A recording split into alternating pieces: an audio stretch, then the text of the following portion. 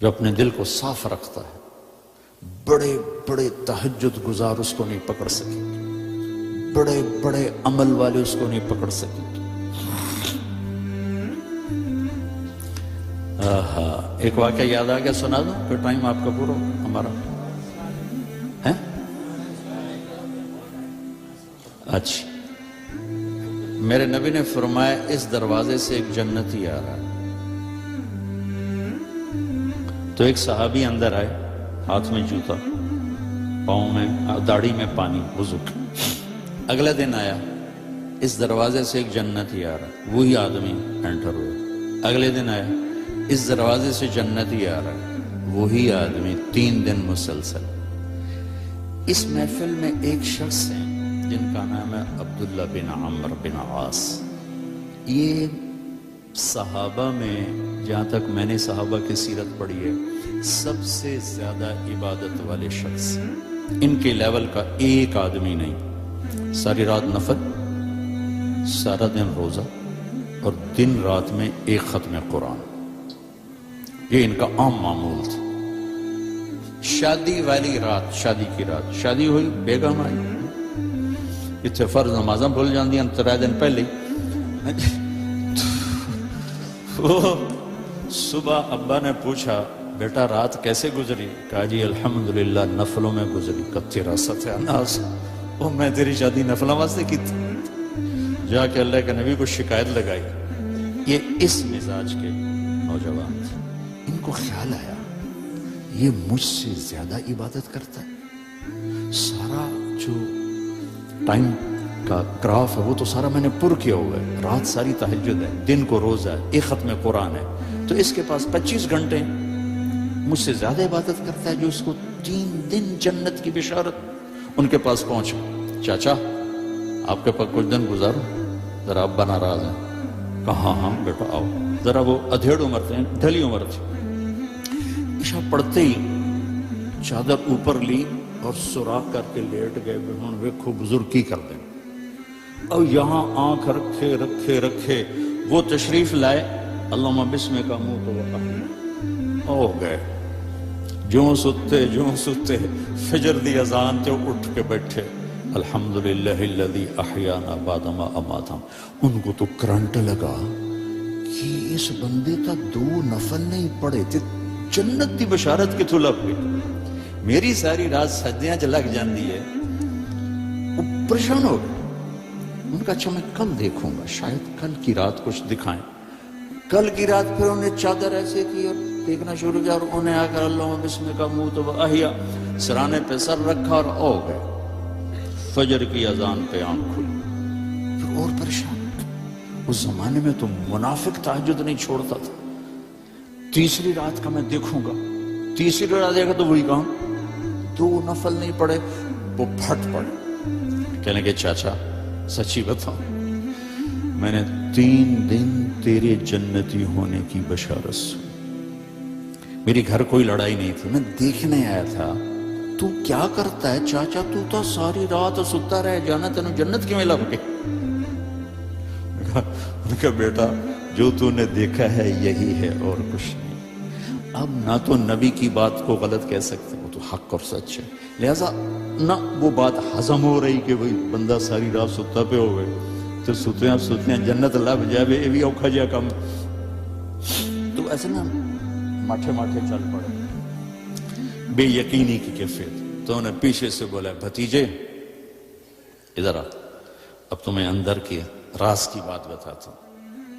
یہ یہاں ہاتھ رکھا، کہنے یہ دل ہے نا، یہ اس میں دنیا کے کسی انسان کے لیے نفرت کوئی،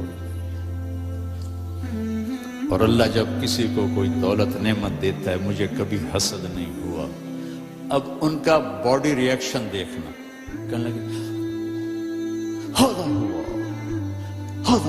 یہ ہے ایک دم اچھلے، ہوا یہ ہے جس نے تمہیں زندہ جنتی بنا دیا، دنیا میں جنتی بنا دیا۔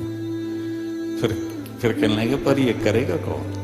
اتنی بڑی عبادت والا بندہ کہ یہ کرے گا کون؟ ایک منٹ میرے بھائیو، انسان اپنی نیچر نہیں بدل سکتا، وہ ٹورانٹو میں رہے یا وہ چارڈ میں رہے یا وہ کہ میں تو ان صحراؤں میں پھرا ہوں، زندگی کا خوفناک نقشہ دیکھا ہے، ہزاروں سال پرانی زندگی۔ انسان اپنی نیچر میں میٹھے بول کا محتاج ہے اور کڑوے بول کا زہر برداشت نہیں کر سکتا۔ سانپ کے زہر کا علاج موجود ہے، کڑوے بول کا علاج موجود کوئی نہیں ہے۔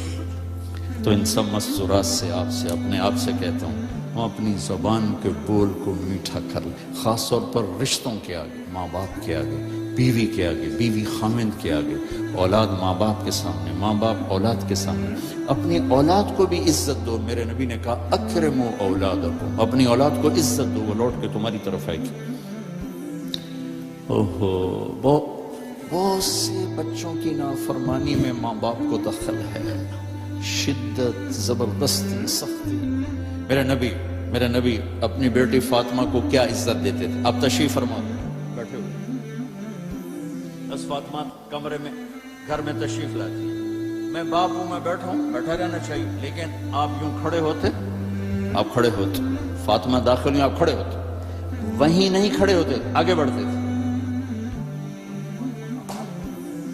اور یوں چومتے تھے، بوسہ لیتے تھے، پھر ہاتھ پکڑے پکڑے پکڑے آ کر ان کو چارپائی پہ بٹھاتے تھے، اس کے بعد خود بیٹھتے تھے۔ یہ میرے نبی نے اولاد کو عزت دے کے دکھا۔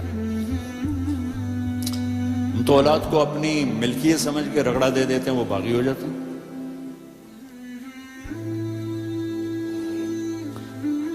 رشتوں میں زبان کا استعمال، تعلق میں زبان کا استعمال، یہ انسان کو اونچا اور نیچا کرنے والی بہت بڑی چیز ہے۔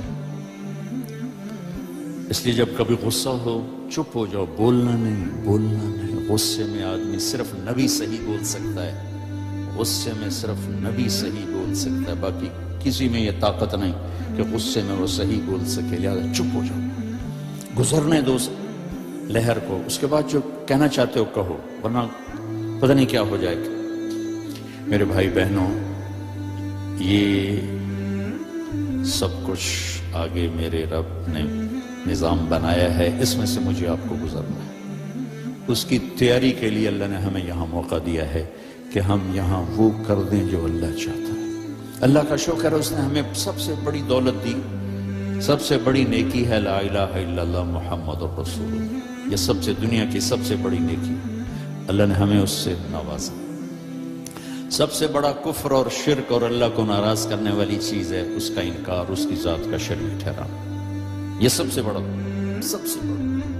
اس کی ذات کا انکار، اس کی ذات میں شریک کو ٹھہرانا۔ یہ سب ایک بدو آ گیا نا، بیت اللہ کو پکڑ کر کہنے لگا یا اللہ لم نعصک فیما فی احب الاشیاء الیک، یا اللہ جو چیز تجھے سب سے پسند ہے نا، انا اطعناک فی احب الاشیاء الیک، جو چیز تجھے سب سے پسند ہے نا وہ ہم نے تیری مان لی، لا الہ الا اللہ محمد رسول اللہ۔ وَلَمْ نَعْسِكَ فِي أَبْغَضِ الْأَشْيَاءِ إِلَيْكَ، اور جو تجھے جس سے سب سے زیادہ نفرت ہے یا اللہ اس کو بھی ہم نے دور کر دیا، شرک اور کفر۔ فَاغْفِرْ لَنَا فِي مَا بَيْنَ ذَلِكَ، اس کے درمیان ہماری کچھ لج گچے معاف کر دیں۔ تو اللہ نے ہم پر کرم کیا، اس نے ہمیں ایمان کی دولت بخشی۔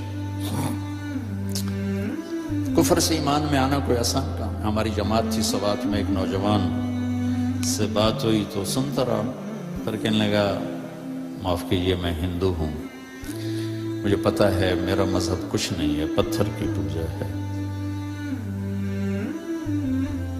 اگر میں مسلمان ہوں تو مجھے 70 رشتے توڑنے پڑیں گے اور میں اکیلی جان ہو جاؤں گا اور کوئی مسلمان مجھے سنبھالنے کے لیے تیار نہیں ہوگا۔ تو مجھے پتا ہے میں غلط ہوں، میں بندھن میں جکڑا ہوا، تو اللہ نے ہم پہ کرم کیا، ہمیں بڑے امتحان میں نہیں ڈالا، ہمیں اللہ تعالیٰ نے ایمان کی دولت سے نوازا۔ آگے سے